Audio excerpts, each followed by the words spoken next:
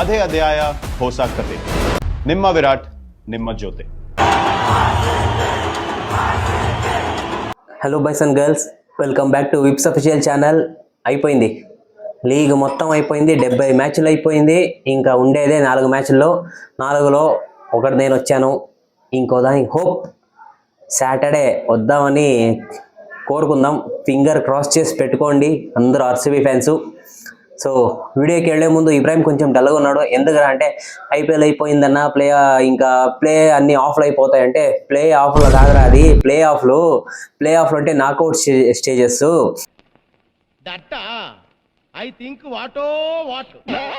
ఏమంటే 2008 నుంచి 2010 దాకా నార్మల్ ఐసీసీ టోర్నమెంట్స్ లాగే వీళ్ళు కూడా ఫాలో అయినారు. దాని తర్వాత 2011 నుంచి ఇప్పటిదాకా ప్లే ఆఫ్ అనే సినారియోని ఫాలో చేస్తున్నారని చెప్పేసి వచ్చాను.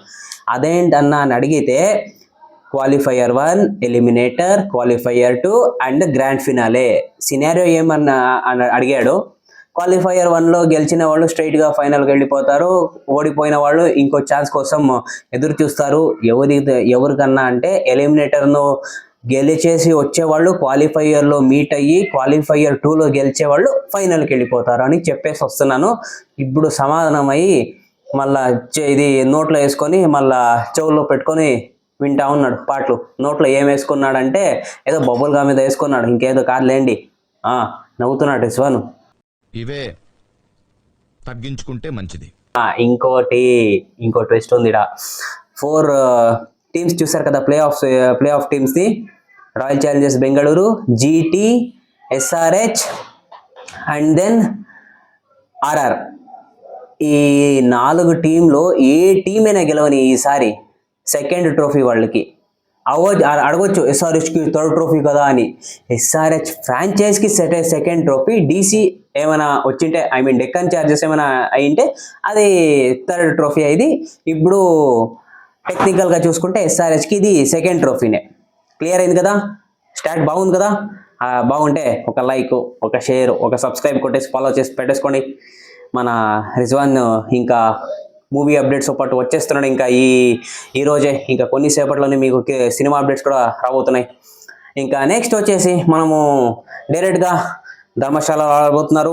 పిచ్ రిపోర్ట్ ఏంటి, వెదర్ కండిషన్స్, ప్లేయింగ్ 11, దెన్ ఏమైనా గిరిపులు చేస్తుంటారా ఇలాంటి నాకౌట్ మ్యాచెస్లో చూద్దాం. ఫిట్ అయినాడా అది కూడా చూద్దాం. ఇంకా నెక్స్ట్ వచ్చేసి ఫేస్ ఆఫ్, ఎన్నిసార్లు ఫేస్ ఆఫ్ అయినారు. లాస్ట్ అహ్మదాబాద్లో కలిపితే 8 times ఫేస్ ఆఫ్ అయినారు. ఈవెన్ కాంటెస్ట్ ఈవెన్గా ఉంది. 4 జీటీ, 4 ఆర్సీబీ. 4 వాళ్ళు 4 వీళ్ళు గెలిచారు. ఆర్సీబీ పే ఆఫ్ ఇచ్చేకి చాలా ఈగర్గా వెయిట్ చేస్తూ ఉంటుంది ఫ్రెండ్స్. ఎందుకంటే ఆర్సీబీకి రివెంజ్ అంటే చాలా ఇష్టం. ఎవరి బాకీలు పెట్టుకోదు, చుప్తా చేసి పడేస్తుంది అక్కడ. హోప్ ఈ మ్యాచ్ కూడా మనము గెలిచేసి గ్రాండ్ ఫినాలేకి ఎంటర్ అవ్వాలని కోరుకుందాం. ఇంకా దాని తర్వాత పిచ్ రిపోర్ట్ ఏంటి, ఏ పిచ్ మీద ఆడబోతున్నారు. ఇప్పటికైతే నాకు ఇన్ఫర్మేషన్ లేదు ఏ పిచ్ మీద ఏ దాని మీద అంటే. ఇంకా మీకు ఏదైనా ఇన్ఫర్మేషన్ తెలిసింటే కింద కామెంట్లో తెలియచేయండి. ఇక్కడ వచ్చేసి బ్యాటింగ్ పిచ్చా బౌలింగ్ పిచ్చా అనే దానికన్నా ఇక్కడ హై ఆల్టిట్యూడ్లో ఉంటుంది కదా గ్రౌండ్. కొద్దిగా పేసర్స్కి కానీ ఎక్కువ పేసర్స్కి యూజ్ ఉంటుంది. దాంతో పాటు చిన్న గ్రౌండే కదా, ఏమైనా డ్యూ వస్తే బ్యాట్స్మెన్లు చాలా చెలరేగిపోతారు. కొన్ని టాప్ ఎజ్లు, కొన్ని మిస్ హిట్లు కానీ సిక్స్లకు పోతూ ఉంటుంది. అలాంటి గ్రౌండ్ ఇది. ఇంకా నెక్స్ట్ వచ్చేసి ఇక్కడ win the toss choose to bowl. ఎవరైనా సరే, ఎందుకంటే ఇది నైట్ మ్యాచ్ కాబట్టి డ్యూ ఖచ్చితంగా వస్తుంది. ఏ టీం అయినా కానీ win the toss choose to bowl. RCB అదే చేయాలి. ఇంకా నెక్స్ట్ వచ్చేసి ప్లేయింగ్ 11 గురించి మాట్లాడుకుందాం. ఫస్ట్ వచ్చేసి మనము ఆర్సీబీ ప్లేయింగ్ 11లో ఏదైనా చేంజెస్ చేస్తారంటే I think so fill salty will be back. ఎందుకు పుడతారో కూడా తెలియదండి మనుషులు. కొంతమంది బేసిక్ సెన్స్ ఉండదు మనుషుల దగ్గర. ఇంకా నెక్స్ట్ వచ్చేసి మన రాయల్ ఛాలెంజర్స్ బెంగళూరు ప్లేయింగ్ 11 చూసుకుందాం. రాయల్ ఛాలెంజర్స్ బెంగళూరులో ఫిల్ సాల్ట్ ఆడతారా, ఆడితే ఏ ప్లేస్లో ఆడతారో అనేది డౌట్ కదా మీకు. సో ఇక్కడ వచ్చేసి మీకు డౌట్ క్లియర్ చేస్తాను. Virat Kohli, next Devdutt Padikkal, Rajat Patidar, Jitesh Sharma, Krunal Pandya, Romario Shepherd, Bhuvneshwar Kumar, Josh Hazlewood, next వచ్చేసి సుయేష్ శర్మ, రసిక్ సలా అందరు, టీమ్ డేవిడ్, ఇది వెంకటేష్ అయ్యర్. ఇది వచ్చేసి లాస్ట్ ఆర్సీబీ మ్యాచ్లో ఉన్న ప్లేయింగ్ 11. దీంట్లో వచ్చేసి సుయేష్ శర్మని తీసుకొని వచ్చి నేను ఫిల్ సాల్ట్ని ఇంక్లూడ్ చేస్తాను. ఎందుకంటే సుయేష్ శర్మ యాక్చువల్గా ధర్మశాలలో ఏమి ఇది యూజ్ ఉండడు అలాంటి స్పిన్నర్స్. సో అందుకనే నేను ఫిల్ సాల్ట్ని ఫిట్ ఉంటే స్ట్రైట్ అవే ప్లేయింగ్ 11 తెచ్చేస్తాను.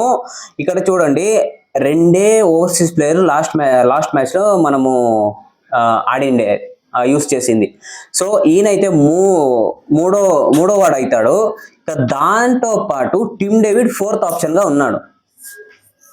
టిమ్ డేవిడ్ని మీరు స్ట్రైట్ అవే 11లో తెస్తారా, లేకుంటే ఇంపాక్ట్ ప్లేయర్లో పెడతారా? రొమారియో షెఫర్డ్ని ఇంపాక్ట్ ప్లేయర్లో పెట్టి ఏదైనా జేకబ్ డఫీని కావాలంటే బౌలింగ్ వేసుకొని ఏదైనా చేసుకుంటారా? అది ఆర్సీబీ మేనేజ్మెంట్లో ఉంది. ఎందుకంటే ఇది నాకౌట్ స్టేజెస్ కాబట్టి అన్ని ఎక్స్పెరిమెంట్ చేయరని నా అభిప్రాయం. ఏది సక్సెస్ అయిందో, ఏది వాళ్ళకి సీక్రెట్ మంత్ర అయిందో వాళ్ళదే కంటిన్యూ చేయాలని నా అభిప్రాయం. ఇంకా నెక్స్ట్ వచ్చేసి గుజరాత్ టైటన్స్ ఏదైనా ప్లేయింగ్ 11లో మార్పులు చేర్పులు చేస్తారా అంటే ఏది ఇంజురీ కన్సర్న్స్ లేదు వాళ్ళకి. వాళ్ళు కూడా సేమ్ 11 దిగుతారు. లాస్ట్ సిఎస్కే మ్యాచ్తో ఏదైతే ఆడారో Sai Sudharsan, Shubman Gill, Jos Buttler, next Nishant Sindhu, Washington Sundar, Jason Holder, Rashid Khan, Rahul Tewatia, Rabada, Arshad Khan, Mohammed Siraj impact ప్లేయర్గా ప్రసిద్ధ్ కృష్ణని దింపబోతున్నారు. ఎందుకంటే ఇది పేసర్స్కి హెల్ప్ అయ్యే గ్రౌండ్ కాబట్టి వీళ్ళు ఏ మార్పులు చేర్పులు చేసుకోవట్లేదు. రిమెంబర్ 104 వికెట్స్ ఉంది వీళ్ళకి పవర్ ప్లేలో ఓవరాల్ సీజన్లో. సెకండ్ బెస్ట్ మనదే ఉంది, 87 wickets. So battle of pacers చూడబోతున్నాం. ఇంకా ఫేస్ ఆఫ్ ఎవరు అని నన్ను అడిగితే ఫస్ట్ వచ్చేసి Virat Kohli versus Kagiso Rabada. Last అహ్మదా మ్యాచ్లో 5 బాల్కి 5 4 కొట్టి ఇంకా నెక్స్ట్ ఓవరే వచ్చేసి విరాట్ కోహ్లీకి ఒక బౌన్సర్ వేసి అవుట్ చేస్తాడు కదా. ఈసారి విరాట్ కోహ్లీ పే ఆఫ్ ఇచ్చేకి రెడీగా ఉంటాడు. లాస్ట్ మ్యాచ్లో కూడా ట్రావెస్ హెడ్కి కొంచెం హీట్ ఆఫ్ ద ఆర్గ్యుమెంట్లో ఉండి కొంచెం ఆ ఫ్రేమ్ ఆఫ్ మైండ్లో ఏదైనా ఈ మ్యాచ్లో ఇన్నింగ్స్ ఏమైనా రావచ్చా చూద్దాం. ఇంకా నెక్స్ట్ వచ్చేసి రజత్ పటిదార్ వర్సెస్ రషీద్ ఖాన్. ఈ మ్యాచ్లో ఇది highlight of the face of. ఎందుకంటే రజత్ పటిదార్ కొన్ని ఆన్ అండ్ ఆఫ్ ఫామ్లో ఉన్నాడు. లాస్ట్ మ్యాచ్లో కూడా అన్ని ఇంకా స్క్రీజ్లో హాఫ్ సెంచరీ స్కోర్ చేసి ఒక టైం గడిపాడు. హోప్ ఈ రిథమ్ వచ్చేసింది అని అనుకుంటున్నాను. ఈసారి చూద్దాం ఏమవుతుందో ఏమో. ఇంకా నెక్స్ట్ వచ్చేసి Tim David versus Prasidh Krishna.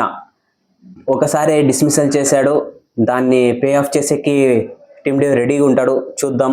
ఇంకా ఆపోజిట్ సైడ్ భువనేశ్వర్ కుమార్ వచ్చేసి సాయి సుదర్శన్ అండ్ శుభ్మన్ గిల్. వీళ్ళిద్దరిని మన భువనేశ్వర్ కుమార్ ఎలా అవుట్ చేస్తాడు. ఇంకా నెక్స్ట్ అగైన్ ఇంకో ఫేస్ ఆఫ్ వచ్చేసి Bhuvneshwar Kumar versus Jos Buttler. Last మ్యాచ్లో చూసారు కదా ఎలా ఆయనకి అరౌండ్ ద స్టెమ్స్ వచ్చి కార్నర్కి వేసి లెగ్ సైడ్ వేసి అవుట్ చేశాడు. దాన్ని చూద్దాం. ఇంకా నెక్స్ట్ వచ్చేసి Jason holder versus Krunal Pandya. ఇది నేను ఎంచుకున్న యూనిక్ ఫేస్ ఆఫ్. చూద్దాం వీళ్ళలో ఎవరు గెలుస్తారో కింద కామెంట్లో తెలియచేయండి. ఫేస్ ఆఫ్ అయిపోయింది.